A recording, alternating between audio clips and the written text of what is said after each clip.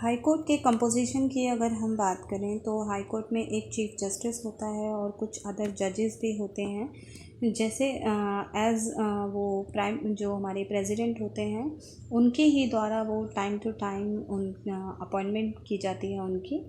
और जो हमारे नंबर ऑफ़ जजेस होते हैं हाई कोर्ट के लिए ऐसा कोई फ़िक्स नहीं है, क्योंकि हर स्टेट का इसकी जो काउंटिंग है, इसका जो नंबर है अलग है। हर स्टेट के जो जजेस हैं वो वेरियस होते हैं काउंटिंग में।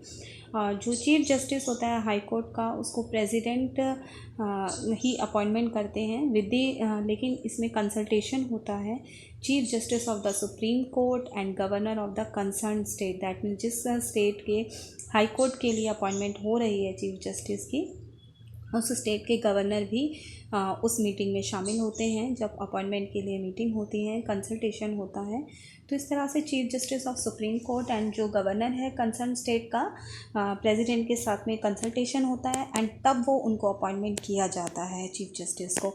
एंड सेम मैनर में ही जो बाकी के जो जजेस होते हैं वो भी अपॉइंट किए जाते हैं, एक्सेप्ट उनकी अपॉइंटमेंट में जो चीफ जस्टिस हैं उनकी जो भी एक स्टेट का जो कंसर्न जो चीफ जस्टिस है उनका कंसल्टेशन ज़रूरी आ जाता है इसमें। आगे आती है बात क्वालिफ़िकेशन की, भाई हाउ टू बिकम अ जज। तो अगर हम इसमें देखें तो हाई कोर्ट का जज बनने के लिए एक इंसान को क्या होना चाहिए, एक तो सबसे पहले सिटीज़न होना चाहिए इंडिया का। दूसरी जो मेन चीज़ है हाई कोर्ट में एज एन एडवोकेट वो 10 साल का एक्सपीरियंस होना चाहिए, या फिर किसी टेरिटरी जो है हमारी इंडिया की जो टेरिटरी है वहाँ पर एज अ जुडिशियल ऑफिसर का 10 साल का एक्सपीरियंस होना चाहिए। आगे है टेन्योर। हाई कोर्ट के जो जजेस होते हैं वो 62 ईयर्स की एज तक, जब तक वो चाहें अपना ऑफिस को होल्ड करके रख सकते हैं, वो तब तक अपना वर्क कर सकते हैं। और अगर उन्हें अपना रिज़ाइन देना है तो वो प्रेसिडेंट को ही लिख कर के देंगे अपना रिज़ाइन। उनको कोई उनकी सीट से हटा नहीं सकता उनके ऑफिस से, जब तक कि अगर उनके अगेंस्ट कोई कंप्लेंट ना हो कि उनका कोई गलत मैनर सामने आया है, तो अदरवाइज़ उनको कोई प्रॉब्लम नहीं होती, कोई किसी तरीके से उनको नहीं हटाया जा सकता। जैसे कि सुप्रीम कोर्ट के जजेस होते हैं, इसी तरीके से इनको भी नहीं हटाया जा सकता। आगे नेक्स्ट आता है ट्रांसफ़र ऑफ जजेस। तो हाई कोर्ट के जो जजेस होते हैं उनको प्रेसिडेंट के द्वारा किसी भी दूसरे हाई कोर्ट में, दैट मीन्स किसी भी स्टेट के दूसरे हाई कोर्ट में उनको जो हमारे चीफ जस्टिस ऑफ इंडिया हैं उनके कंसल्टेशन के बाद में उनको ट्रांसफ़र किया जा सकता है। लास्ट एक जो मोस्ट इम्पॉर्टेंट चीज़ आती है यहाँ पर, एक सैलरी एंड अलाउंसेस। अब जैसे चीफ जस्टिस और जो अदर जजेस हैं उनकी जो सैलरी होती है वो पार्लियामेंट के द्वारा डिटरमाइन की जाती है, वहाँ से फिक्स होकर आती है। एडिशन में अगर हम बात करें तो उनको रेंट फ्री रेजिडेंस मिलता है, जैसे हमारे सुप्रीम कोर्ट के जजेस को मिलता है, सेम ऐसे ही इन्हें भी मिलता है। कुछ अदर अलाउंसेस भी मिलते हैं, और जब वो रिटायर हो जाते हैं तो रिटायरमेंट पर उनको पेंशन भी दी जाती है। तो जो सैलरी और जो उनकी अलाउंसेस हैं उनको consolidate fund of the state से चार्ज की जाती है, जबकि सुप्रीम कोर्ट के जो जज हैं उनको consolidate fund of the India से चार्ज की जाती है। तो ये एक डिफरेंस आ जाता है हमारे इसमें। और किसी भी तरह से उनको स्टेट लेजिस्लेचर में कोई वोटिंग नहीं होती है इस चीज़ के लिए। और जो सैलरी है वो किसी भी तरीके का अगर किसी जज के लिए उसकी अपॉइंटमेंट के बाद में चेंज नहीं की जा सकती कि भाई बाद में उसको एक डिसएडवांटेज के रूप में भाई उसको चेंज कर दी जाए। आगे बारी आती है ज्यूरिसडिक्शन एंड पावर्स की। ओरिजिनल ज्यूरिसडिक्शन जो है एक हाई कोर्ट का, उसमें अगर हम देखें तो जनरली जो हाई कोर्ट का ज्यूरिसडिक्शन होता है वो अपेलेट होता है, लेकिन कुछ ओरिजिनल ज्यूरिसडिक्शन भी उसको सर्टेन मैटर्स में दिए गए हैं। जैसे जो भी हाई कोर्ट होते हैं उनको पावर है कि वो कॉन्स्टिट्यूशन की व्याख्या कर सकते हैं, इंटरप्रेट कर सकते हैं। और हाई कोर्ट जो है उसको पावर है कि वो इशू राइट्स कर सकता है, जो ऑर्डर हैं एनफोर्समेंट, जो फंडामेंटल राइट्स के जो एनफोर्समेंट्स के ऑर्डर हैं, इशू हैं, वो उनको कर सकता है, राइट्स कर सकता है। नेक्स्ट जो है अपेलेट ज्यूरिसडिक्शन, जो अपील बेस्ड होते हैं। हाई कोर्ट एक हाईएस्ट कोर्ट माना जाता है अपील का स्टेट में, क्योंकि वो स्टेट का एक हाईएस्ट कोर्ट होता है। तो वो सिविल केसेस जो होते हैं हाई कोर्ट में वो सुने जाते हैं। अपील जब आती हैं तो अगर कभी डिस्ट्रिक्ट जजेस के अगेंस्ट जो डिसीज़न के अगेंस्ट कई बारी अपील आती हैं तो उनको हाई कोर्ट में सुनी जाती हैं। और जो क्रिमिनल केसेस में जो अपील आती हैं against judgement of a session जज जो होते हैं या फिर एडिशनल सेशन जज जिन्हें हम बोलते हैं, तो उनके अगेंस्ट भी जो सिविल और जो क्रिमिनल केसेस की जो हियरिंग्स आती हैं वो भी हाई कोर्ट में सुनी जाती हैं। और अगर कोई एक डेथ ऑफ सेंटेंस है तो उसको भी हाई कोर्ट के द्वारा कंफर्म किया जाएगा before it can be carried out. उसको करने से पहले, उसको अप्लाई करने से पहले ये हाई कोर्ट से उसको एक ये बहुत ही ज़रूरी चीज़ आ जाती है यहाँ पर कि उसको पहले हाई कोर्ट से कंफर्म होना पड़ेगा, तभी जा कर के वो कोई भी जो डिस्ट्रिक्ट जज है या डिस्ट्रिक्ट कोर्ट है या सेशन कोर्ट है किसी मुजरिम को डेथ ऑफ सेंटेंस दे सकता है। वो दे सकता है लेकिन अप्लाई नहीं कर सकता जब तक कि हाई कोर्ट से ये कंफर्म ना हो जाए। एडमिनिस्ट्रेटिव पावर्स की अगर हम बात करें तो हमारा जो हाई कोर्ट है उसको अथॉरिटी है वो जो भी ट्रिब्यूनल एंड जो सब ऑर्डिनेट्स कोर्ट होते हैं, दैट मीन्स जो न्यायाधिकरण और जो क्षेत्रीय कोर्ट जिनको हम बोलते हैं, तो जो ट्रिब्यूनल कोर्ट एंड जो सब ऑर्डिनेट कोर्ट हैं वो उनको सुपरवाइज़ कर सकता है। जो भी उनके अपने अफेयर्स हैं उनको लेकर के वो जो भी टेरिटोरियल ज्यूरिसडिक्शन के साथ में जो भी वो फंक्शन वर्क कर रहे हैं, तो हाई कोर्ट के पास में अथॉरिटी है कि वो उनको सुपरवाइज़ भी कर सकता है और उनको कंट्रोल भी कर सकता है उनके अफेयर्स पर। एंड नेक्स्ट जो चीज़ आ जाती है इसमें, एक हाई कोर्ट एक उसको कोर्ट ऑफ रिकॉर्ड भी कहते हैं। एक हाई कोर्ट जो है वो कोर्ट ऑफ रिकॉर्ड भी है। कैसे? क्योंकि उसके जो जजमेंट्स होते हैं उनको प्रिजर्व किया जाता है एज अ रिकॉर्ड के रूप में, क्योंकि वो जितने भी जो वो जजमेंट देते हैं उनको रिकॉर्ड के रूप में प्रिजर्व किया जाता है, उनको संरक्षित रखा जाता है फाइलों में। और अगर कोई भी इंसान, अगर कोई पर्सन अपना जो अगर वो कभी भी कोई गलत वो करता है, अपना कंटेम्प्ट को कमिट कर लेता है, तो जो हाई कोर्ट का कंटेम्प्ट है उसको अगर वो कमिट कर लेता है तो जो कोर्ट है उसको अथॉरिटी है वो उसको पनिश भी कर सकता है। एंड नंबर 3 पर आता है कि जो हाई कोर्ट है वो कॉन्स्टिट्यूशन की इंटरप्रेटर भी कर सकता है, उसकी व्याख्या भी कर सकता है, वह अधिकार भी है उसको। एंड अगर वो देखता है कि कोई जो कानून है वो कॉन्स्टिट्यूशन के प्रोविज़न के अगेंस्ट जा रहा है तो वो उसको इनवैलिड भी डिक्लेयर कर सकता है।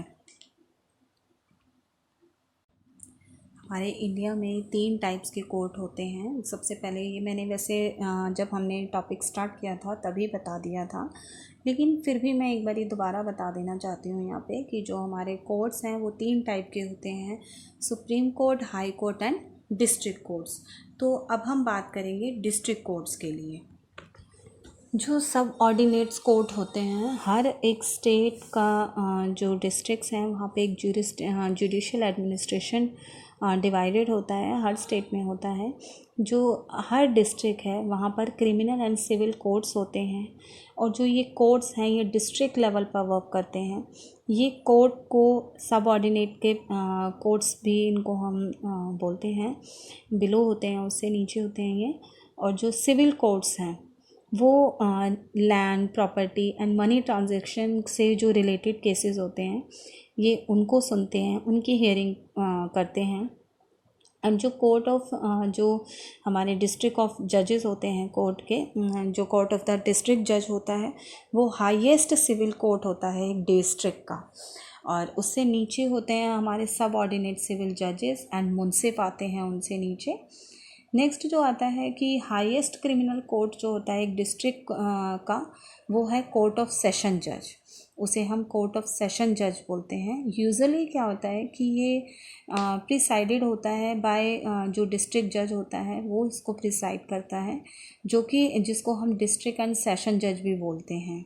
जो सेशन जज होता है वो केवल डेथ सेंटेंसेस को दे सकता है, उनको अवॉर्ड कर सकता है, या फिर लाइफ इम्प्रिजनमेंट की सज़ा दे सकता है। और इससे नीचे जो है सेशन जज जो है कोर्ट ऑफ द सेशन जज जिनको हम बोलते हैं, जो सेशन जज हैं वो आते हैं हमारे मेट्रोपॉलिटन मजिस्ट्रेट, या फिर हम उनको जुडिशियल मजिस्ट्रेट होते हैं वो। आगे है लोक अदालत। लोक अदालत हम देखते हैं हमारे इंडिया में फर्स्ट ऑफ ऑल कि हम हमारे इंडिया में देखते हैं हमारा जो जस्टिस को पाने का जो एक प्रोसेस है वो बहुत ही टाइम कंज्यूमिंग है, और दूसरा जो चीज़ आती है उसमें एक एक्सपेंसिव प्रोसेस भी है वो साथ के साथ। तो जो लोक अदालत है ये इसी चीज़ को जो हमारा ये जो चीज़ आती है उसी को time consuming and expensive process है उसको ख़त्म करने के लिए ही बनाई गई हैं, ताकि ये दोनों ही चीज़ कम हो सकें। ख़त्म तो नहीं होती लेकिन कम हो सकें। तो जो लोक अदालत है ये बहुत ही स्पीडी एंड इनएक्सपेंसिव जस्टिस को डिलीवर करती है।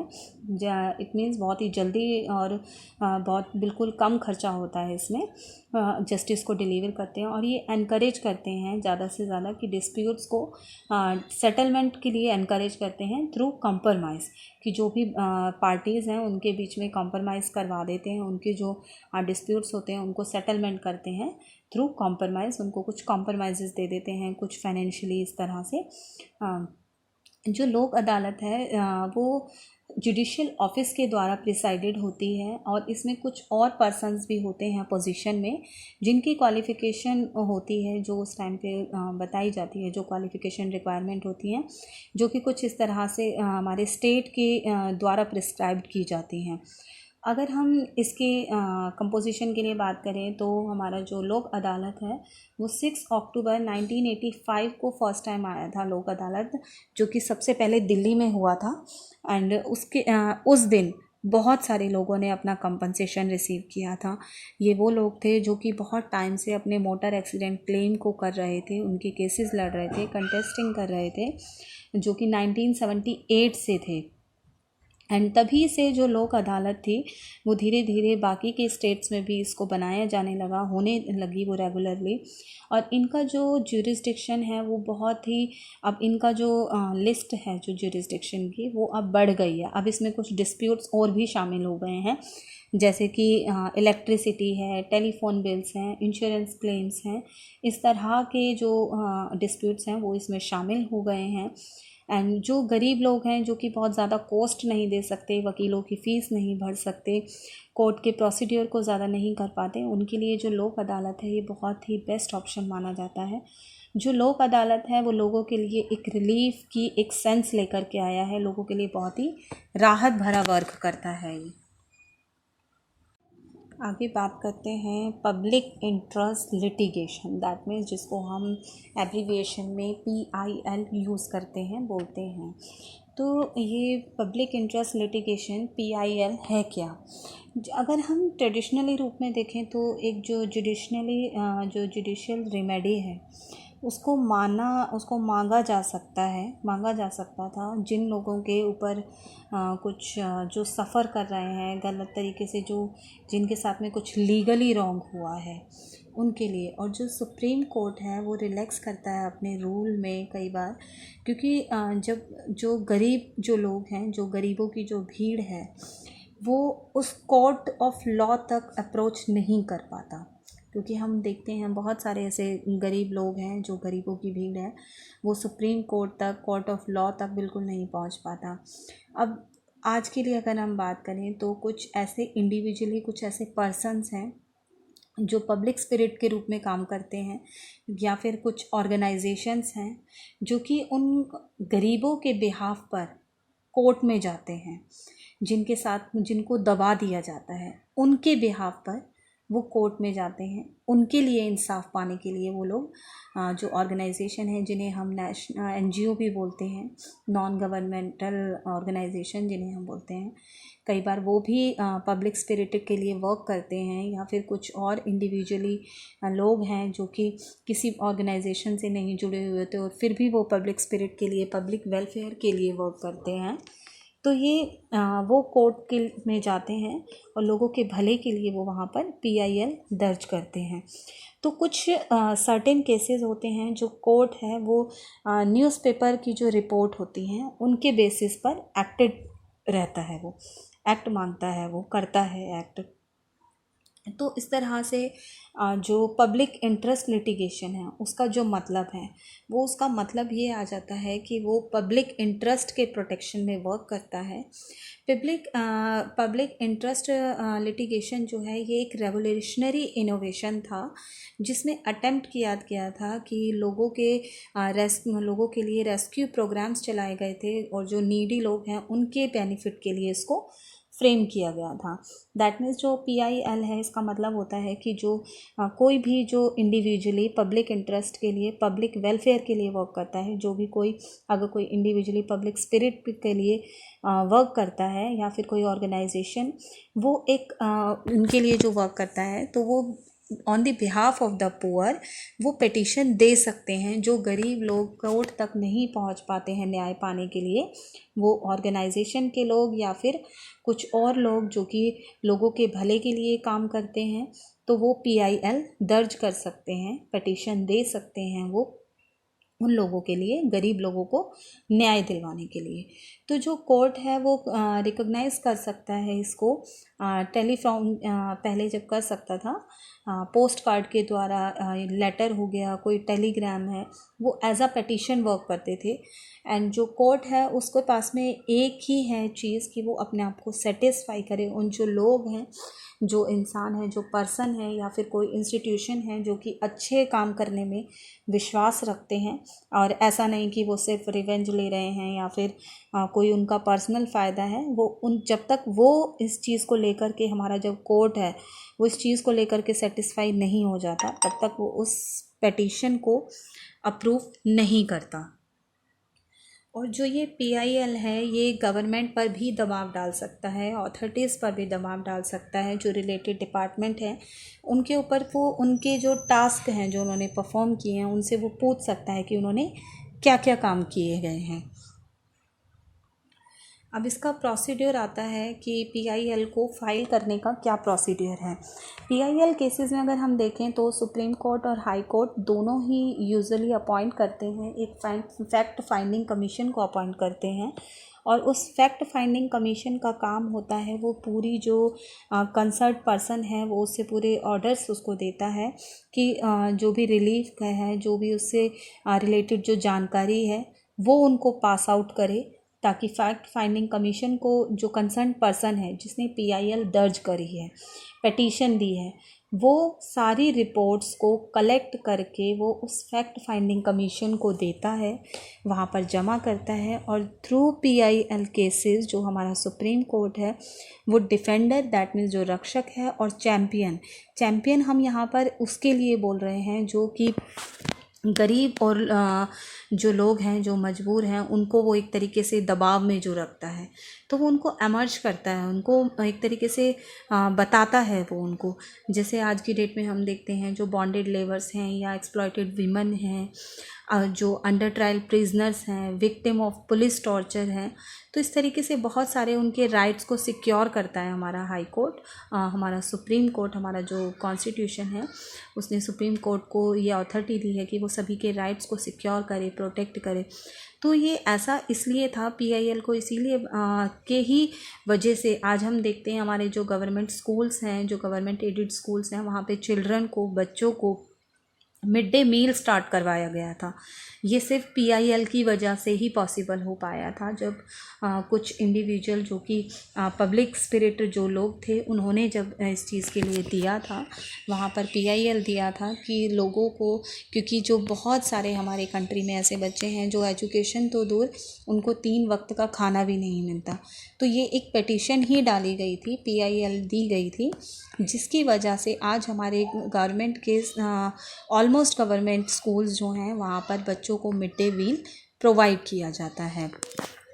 तो इसी तरह से और भी कुछ हमारे केसेस आ जाते हैं जो कि जिनकी वजह से बहुत लोगों को न्याय मिला है, PIL की वजह से बहुत सारे लोगों को न्याय मिला है और उनको जो सुप्रीम कोर्ट के ऑर्डर्स की वजह से उनको जब किसी के साथ में कोई एक्सप्लॉयटेशन भी होता है तो उनको रिहैबिलिटेशन भी भेजा जाता है उनके दोबारा पुनर्वास के लिए, ताकि वो अपनी जो ज़िंदगी है वो दोबारा से उसको मेंटेन कर सकें। तो इस तरह से जो प्रोसीड्यूर है वो उसका कोई बहुत ज़्यादा वो नहीं होता, कोई भी जा कर के उसकी पिटीशन दे सकता है PIL में, लेकिन उसको अपना फ़ायदा नहीं होना चाहिए, वो एक जनहित के लिए काम करे, लोगों के भले के लिए होनी चाहिए जो उसकी याचिका है, जो उसकी पिटीशन है।